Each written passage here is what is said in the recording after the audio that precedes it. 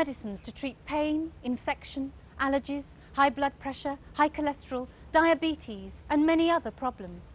But although these medicines benefit many of us, others suffer side effects which can be worse than the disease itself. Ironically, side effects of these drugs designed to help us are now one of our leading causes of death. There is an urgent need to improve current methods of assessing drug safety, both during human trials and before the drugs ever reach the human testing phase. Currently, the linchpin of these preclinical methods consists of a series of tests on animals. These are required by the government for the purpose of protecting volunteers in clinical trials, which are the real acid test for all new drugs. Animal testing is usually considered controversial because of the suffering of the animals involved. But many scientists believe that its consequences for human health are equally controversial and deserve more attention. Safer Medicines Trust is a charity whose goal is to improve human health and protect patients by ensuring that all medical research is relevant to humans. Their scientists have studied the available evidence to see whether testing drugs on animals is a reliable way to make sure our medicines are safe. Dr. Jared Bailey is a research associate at the University of Newcastle upon Tyne and consultant to Safer Medicines Trust. The past 40 years since the UK Medicines Act of 1968, the government has insisted that all new medicines should be tested on two species of animal, one rodent, such as mice or rats, and one non-rodent, such as dogs or monkeys, before they're tested in people for the first time in clinical trials. The Medicines Act was brought in as a response to a terrible tragedy that had been unfolding over the previous 10 years, and which was then the biggest drug disaster the world had ever witnessed. The name of the drug was thalidomide, and from 1957 to 1961 it was given to pregnant women in many countries to treat them for morning sickness.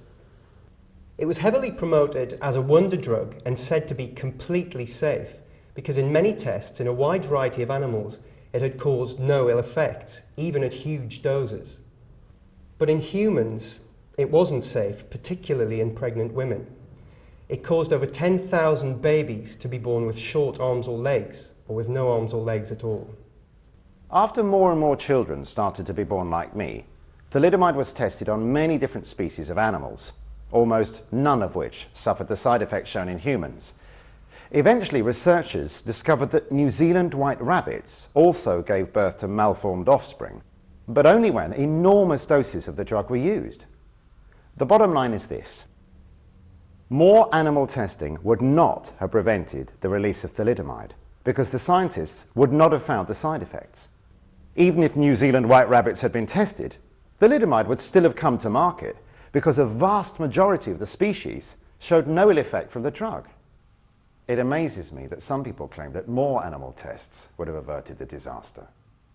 The highly respected Office of Health Economics concluded that it is unlikely that specific testing in pregnant animals would have given the necessary warning. The right species would probably never have been used.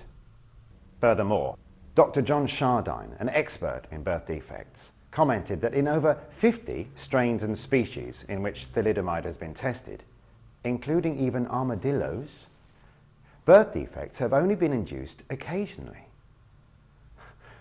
So basically, if scientists were seeking to approve thalidomide as a new drug today, the weight of evidence from animal tests would indicate that it should be safe to be used in humans.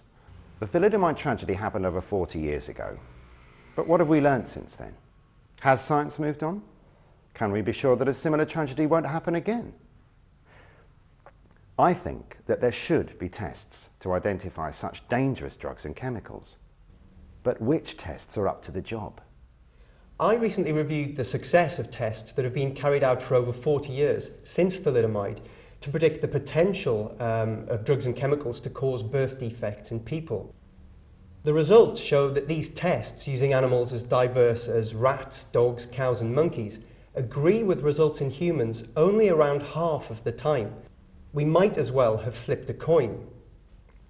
I also reviewed studies that used in vitro or test tube-based methods and found that these are significantly better at predicting the response in humans, with up to 80% accuracy. So we do have superior methods, but our regulations are stuck in the past. The crucial question is, can we be sure that there will never be another thalidomide? Well, let's look at what happened recently with the drug Vioxx. Vioxx is a painkiller that was prescribed mainly for arthritis between the year 2000 and 2004. It was tested in animals and found to be good for the heart, but it went on to cause over 300,000 heart attacks and strokes in people, nearly half of which were fatal. This is the biggest drug disaster in history, many times bigger than thalidomide. It's clear that there are serious problems with our current systems for making sure new medicines are safe and effective.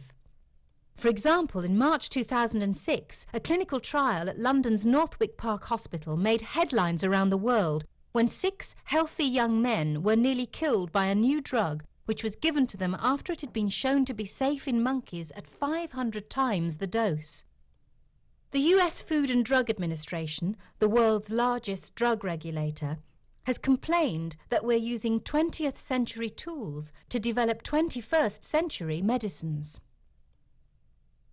Fortunately, there are many new technologies and companies addressing this problem by focusing on the way that the human body responds to new drugs before actually testing them out on people in phase 1, 2 and 3 clinical trials. Randall Charlton is the founder of Asterand, the world's leading human tissue company. I think it's self-evident that mice are not men, and in order to develop drugs with more confidence, wherever possible, one should use the human model, the species in which the drug is eventually going to be given.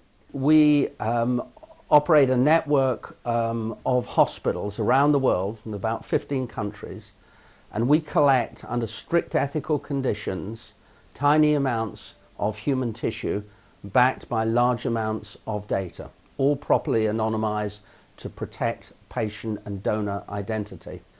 Perhaps I should introduce again my colleague Bob Coleman, who has had more experience than pretty much any other scientist I can think of in working with human tissue. It's important to remember that the pharmaceutical industry is developing drugs for use in humans, and for that reason a focus on human biology I believe is very important. Now, historically the industry has relied very much on the use of animals, both isolated tissues and whole animals, but it's also had its problems. I've got many years' experience in the industry, and I worked for 30 years in a major pharmaceutical company where the use of animal tissues was the norm. And the thing that frustrated me there was the lack of predictivity of many of the data that we generated. And even at that time, I made as much use as I could of human tissue in trying to focus on what I thought was relevant. There are many needs for improved medicine in the world today. There are diseases of the lung, of the bowel, of the cardiovascular system, of the brain, all of which need improved treatments. The industry is finding it increasingly difficult to get new drugs onto the market. The time taken is colossal. It takes something like 15 years to get a drug to market, and the cost is estimated to be of the order of $1.6 billion per drug. And even when they get onto the market, drugs aren't necessarily totally trouble-free. The role of Asterand is to provide high-quality tissues and high-quality services to enable the pharmaceutical industry to more effectively get safe and effective drugs to the market. An ingenious new technology that brings us closer to mimicking the whole human body in the safety of the laboratory is being pioneered by Hurel Corporation in California. Dr. Greg Baxter is the co-founder of Hurel. Accurate prediction of human response is difficult, often unreliable, and invariably expensive. There is considerable concern whether animal studies can predict human risk precisely enough, and traditional cell culture assays do not accurately mimic the complex environment a drug encounters within the human body. To address these limitations, we have developed an interactive, cell-based microfluidic biochip. The Hurel, which is a condensation of the words human and relevant, is composed of a network of interconnected microfluidic compartments and channels, which replicate the organ and the blood system of the human body. Each compartment represents a different organ or tissue. For example, an early prototype chip was designed to investigate inhaled toxicants, such as naphthalene. In this example, there is a lung compartment as a target tissue for toxicity, a liver compartment, which is important for drug metabolism, a fat compartment, which is important for accumulating drugs and breakdown products, and an other tissues compartment, which replicates the holdup of circulating blood in other tissues of the body. The culture medium is a blood surrogate and recirculates in the Hurel system just as blood recirculates in the human body. The prototype biochips are roughly the size of a postage stamp and are fabricated in silicon using standard microfabrication techniques traditionally used in the microelectronics industry. But most importantly, the geometry of the chambers and channels are designed to mimic key aspects of the human body, such as the time taken for a drug to circulate and where it goes in the body. With the Hurel system, drugs are exposed to a more realistic physiological environment, thus providing higher and more accurate informational content than traditional in vitro assays. Another way to predict what effects a drug may have on the human body is to find out which genes it affects and in what way. This can be done using DNA chips, small glass slides the size of a postage stamp containing thousands of tiny wells. Samples of DNA are placed in these wells and a computer detects which genes are being activated or suppressed by the drug in question. A Cambridge company, Simugen, uses the latest cell and DNA-based methods combined with advanced computer programs to predict how toxic a drug will be. Their methods have been able to detect hazards to the human liver that were missed by animal tests. Dr. Quinn Wills is the co-founder and chief scientific officer of Simugen. The question is, how does one predict the toxicity of a molecule before we put it into human beings? And we believe as a company the only way to really get this right is to look under the hood of a cell. And by that I mean have a look at what the genes are doing. So what we can do is allow you to culture chemicals with human cells, have a look at the genes, and then actually put that into models of how we think this translates into toxicity. Doing that, we can tell you what kind of toxicity we think is going to come up, at what dose do we think this toxicity is going to come, very important, and we can give you some feel for what you could be doing to your molecule or your drug or whatever it is you're creating to make it less toxic. What we do is use mathematical models of how the genes are actually changing to predict those dose-response relationships. So it's a very, very exciting technology because we're addressing several things. First of all, we're giving you this richness of information that current methods can't give you. We can predict toxicity, we can tell you the level at which it's going to be toxic, we can give you some indication of what you could be doing to make it less toxic, and we're doing it in a way that is very cheap, very fast. It takes 24 hours to do a cell culture. So this is something you can use right at the beginning of, for example, a drug development pipeline as a company, which will save an enormous amount of money and decrease the reliance on animal testing. A further way of predicting what effects a new drug may have on the human body is by computer modelling. Professor Dennis Noble of Oxford University was the first scientist to generate a computer-based model of beating heart cells in 1960. Although all of his early work was based on information gained from animal hearts, with his collaborators, he has now pioneered the development of models based on the human heart. The image you're looking at may appear to be a film of a living human heart, but it isn't. It's a highly sophisticated computer program using tens of millions of separate equations, combining graphics and mathematics to create one of the first of a new generation of simulations called virtual organs. These are set to become some of the most powerful tools we have in the fight against disease, with scores of uses from disease diagnosis and drug design to training and research.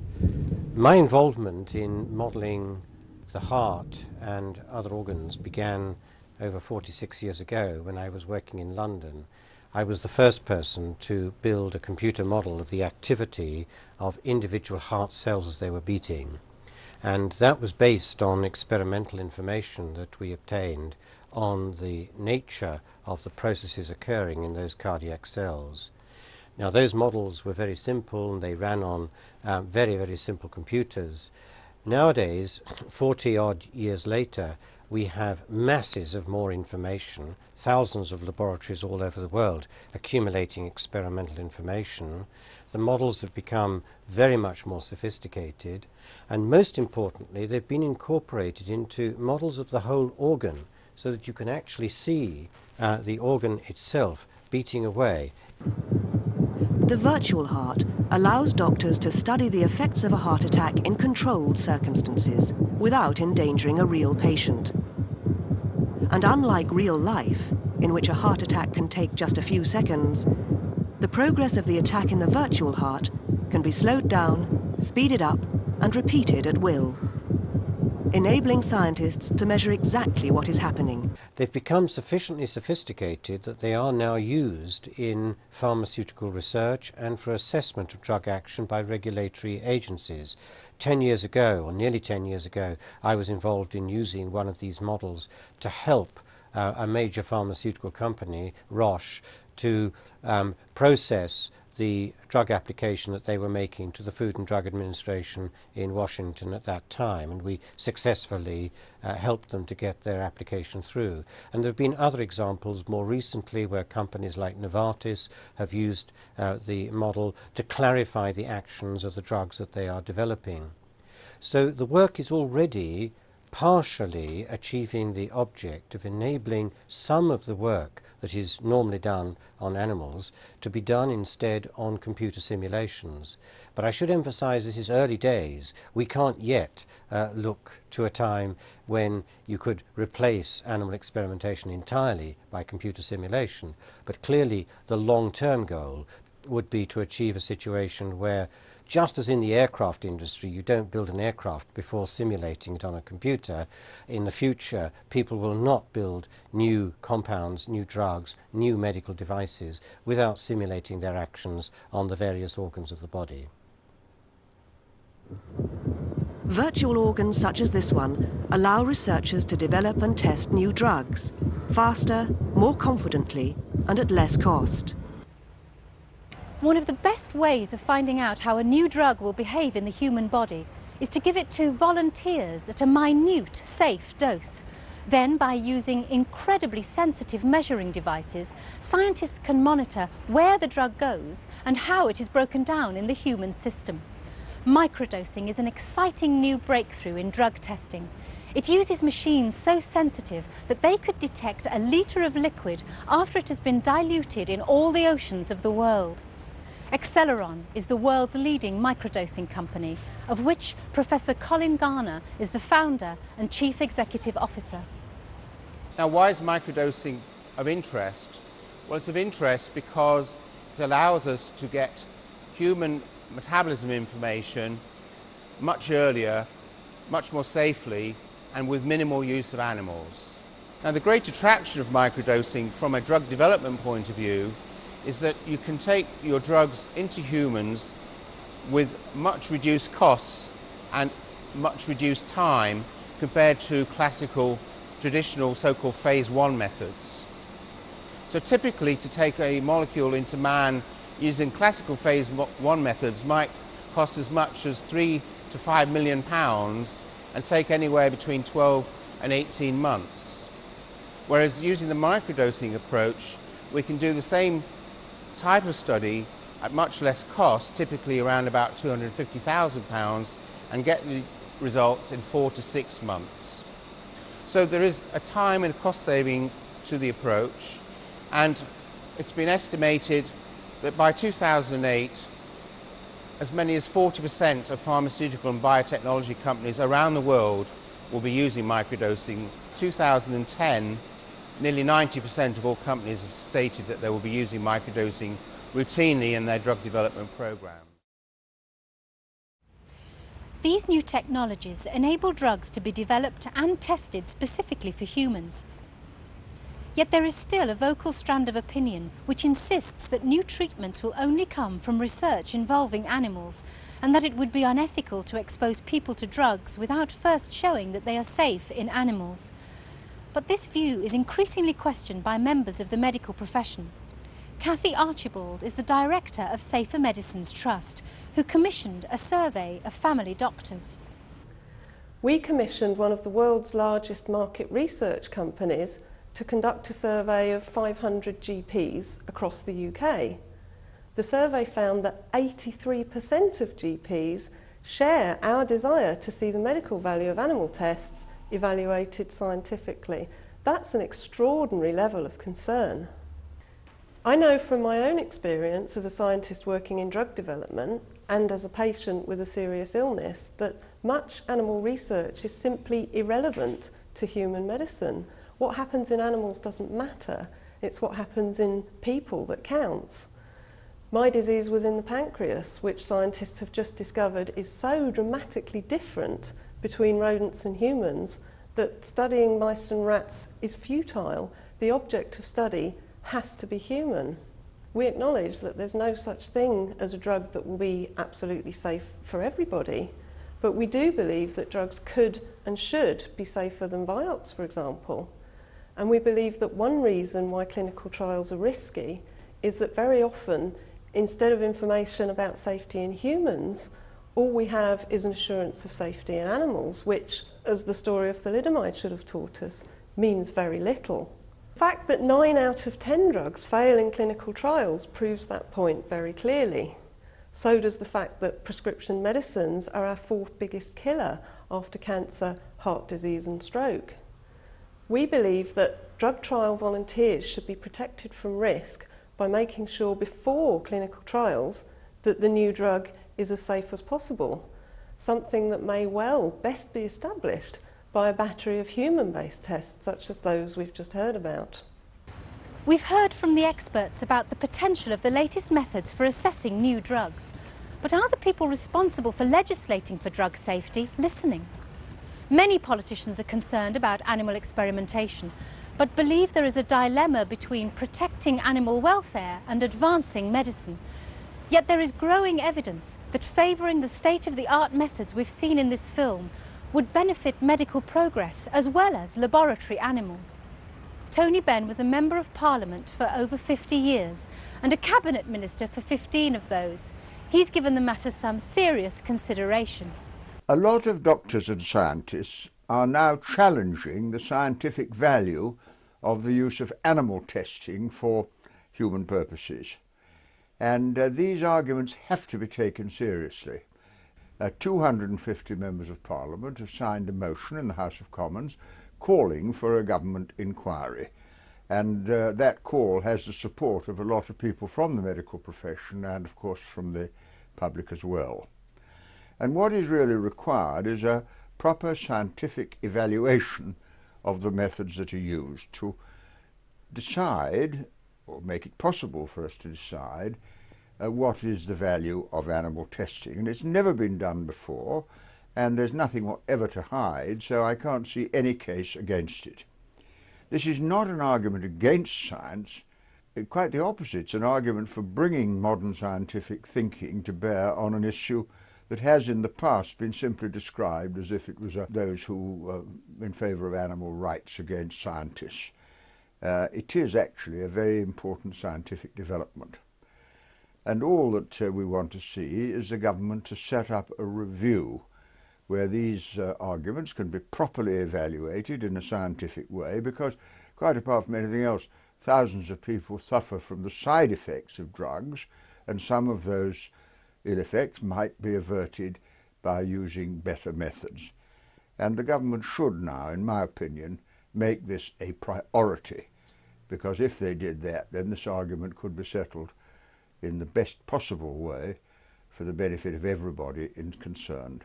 Safer Medicines Trust believes the government should commission an independent scientific comparison of the results from animal tests with those from a battery of human-based tests to see which more accurately predict the human response. Most MPs and GPs support this idea. The outcome couldn't be more important for those of us who await new drugs for ourselves or our loved ones, or for the volunteers who take part in clinical trials for the benefit of society and medical progress. We hope that this short film has offered a glimpse of the many new techniques that are paving the way to safer medicines for us all, thanks to their focus on human biology.